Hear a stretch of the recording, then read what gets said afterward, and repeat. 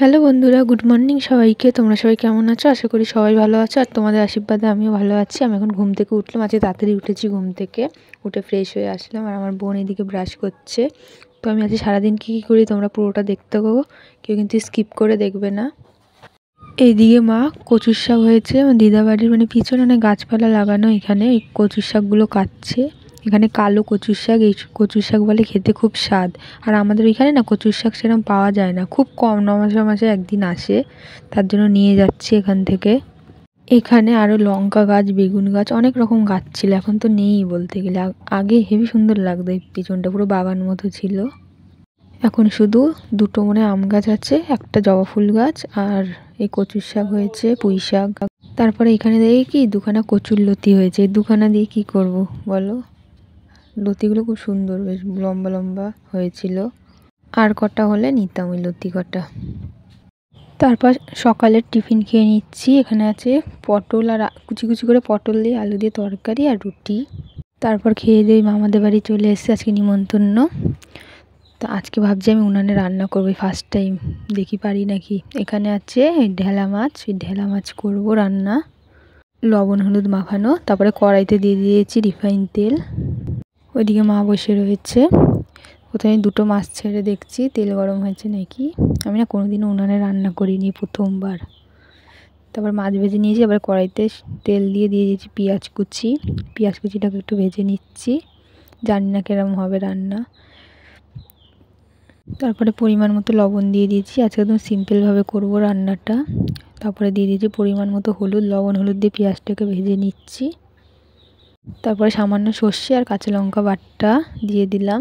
সর্ষে দিয়ে করব, সামান্য দিয়েছি, বেশি দিইনি। এবার পেঁয়াজটার সাথে সর্ষেটাকে মাখিয়ে নিয়েছি, এবার সামান্য একটু জল দিয়ে মিশিয়ে নিচ্ছি, শিল ধোয়া যে জলটা ওইটা দিয়ে। তারপরে পরিমাণ মতো জল দিয়ে দিয়েছি, জলটা ফুটুক। জলটা ফুটে এসছে, তারপরে মাছগুলো দিয়ে দিয়েছি। আজকে একদম শর্টকাটে ভিডিও রান্না। এবার নামিয়ে নেব। এই দেখো, দেখতে তো ভালো হয়েছে, একদম সিম্পল, দেখলেই তোমরা। আমি রান্না করছি কোন সময় দেখো, আমার বোন রাখি নিয়ে এসছে, ওর শখ, এবছরও রাখি বাঁধবে আমাকে। আমি তো জানিও না, ও গেছে, ও পয়সা নিয়ে যেতে দেখেছি দোকানে, কিন্তু কি করবে জানি না। তারপর দেখি রাখি নিয়ে এসছে, ওর ইচ্ছা এবার আমায় পরাবে, আমি ওকে পরাচ্ছি। দুটো নিয়ে এসছে, প্রথমে আমি ওকে পরিয়ে দিচ্ছি, ভয়েসটা তো আমি পরে দিচ্ছি। তারপরে আমার রাখিটা ও কিনে এনেছে। আগে বললে আমি কিছু একটা গিফটের ব্যবস্থা করতে পারতাম, আমি তো জানিও না, গিফটও কিছু কিনতে পারলাম না। বাড়ি গিয়ে দেবো, গিফটটাই কি সব বলো? গিফটটা সব না, তাও ছোটো মানুষ, ওরও তো একটা আশা থাকে। ও আমার জন্য একটা গিফট এনেছে, সেটা আমি তোমাকে দেখাবো, আগে দেখে নাও। ওর ওর বয়স আন্দাজে আমার কাছে ও যেটা ভালো খায় ও সেটা আমাকে দিয়েছে। অনেক কেউ বলে মেয়েরা আবার মেয়েদের রাখি পরাতে পারে নাকি, কিন্তু এটা ভুল ধারণা। রাখিটা হচ্ছে একটা বাঁধন, এটা যে কোনো রিলেশনে সবাই সবাইকে পরাতে পারে। এটা হচ্ছে একটা ভালোবাসার বাঁধন, এটা যে ভাই বোনই শুধু ভাই বোনকে পরাবে এরকম কোনো ব্যাপার নেই।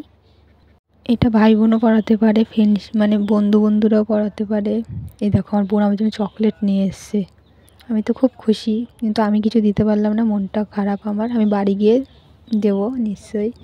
এই দেখো, এইটুকু যা এনেছে আমার কাছে এটাই অনেক। আর আমার জন্য রাখিটা এনেছে, ওইটাও আমার খুব পছন্দ। তারপর একটু চকলেট দিয়ে মিষ্টি মুখ করিয়ে নিচ্ছে, আমি তো আনিনি, ওরটা দিয়ে আমি ওকে একটু খাইয়ে দিচ্ছি, আমাকেও একটু খাইয়ে দিচ্ছে। তারপর একটু মাছ ধরতে এসেছি, মামার বাড়িতেই পুকুর আছে, পুকুরটায় না এখন অনেক শ্যাওলা কি গাছপালা ভর্তি হয়ে গেছে। এই পুকুরটা আগে খুব পরিষ্কার ছিল, এখন এই আবার পরিষ্কার করা হয়, চানও করে অনেক কেউ পরিষ্কার করার পরে। এখন তো ময়লা, কটা মাছ আছে এই পুকুরে অনেক, ওর জন্য আমি মাছ দেখেছি, মাছ ধরতে নেমেছি। আমার না পুকুরে নামতে খুব ভালো লাগে, পুকুর বলো গঙ্গা বলো। কিন্তু দুঃখের বিষয় একটাও মাছ ধরতে পারলাম না, সব মাছ দেখছি হাতের সামনের থেকে বেরিয়ে যাচ্ছে, আমার দ্বারা আর ধরা হলো না। কোনোদিনও তো ধরিনি, তার জন্য পারি না মাছটা ধরতে ঠিক। আমাদের এখানে তো পুকুর বলতে গেলে নেই। তোমাদের কার কার পুকুরে নামতে ভালো লাগে? আমার বোন তো এদের বাড়ি আসলেই হলো, সারাদিন পুকুরেই নেমে থাকে।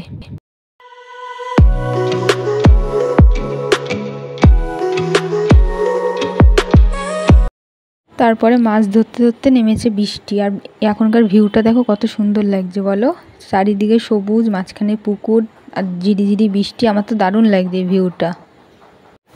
আমার এরকম সবুজ প্রকৃতি দেখতে দারুণ লাগে। শুভ বিকেল বন্ধুরা, খেয়ে দিয়ে যে ঘুমিয়েছি, এই উঠলাম, না ডাকলে মনে হয় তাও উঠতাম না। তারপর রেডি হয়ে গেছি, আজকে তো বাড়ি যাব, ওর জন্য। এখান থেকে বেশিক্ষণ লাগে না, 1 ঘন্টাও লাগে না যেতে, তাই একটু বেলা করেই বেরোবো। আমি আর আমার বোন রেডি। এই যে তারপরে বাড়ির উদ্দেশ্যে রওনা দিচ্ছি, এখন টোটোতে আছি। আজকে রাস্তাঘাটের মানে অবস্থা ভীষণ খারাপ, এখানে তো পুরো কাদা কাদা রাস্তাঘাট। পাশেই ঝুলন হচ্ছে, এখানে মানুষ ঝুলন হয়।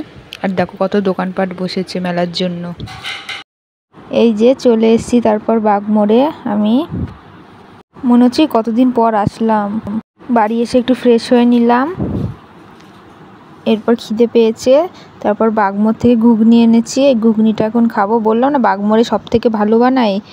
এখানকার ঘুগনি খেলে মানে মুখে লেগে থাকবে, এত স্বাদ ঘুগনিটার। যারা খেয়েছে তারাই জানে কত যে স্বাদ এই ঘুগনিটার। তো বন্ধুরা, আমি আজকের ভিডিওটা এখানেই শেষ করছি। তোমাদের কেমন লাগছে তোমরা কমেন্টে জানিও। দেখা হচ্ছে অন্য কোনো নতুন ভিডিওর সাথে। সবাই ভালো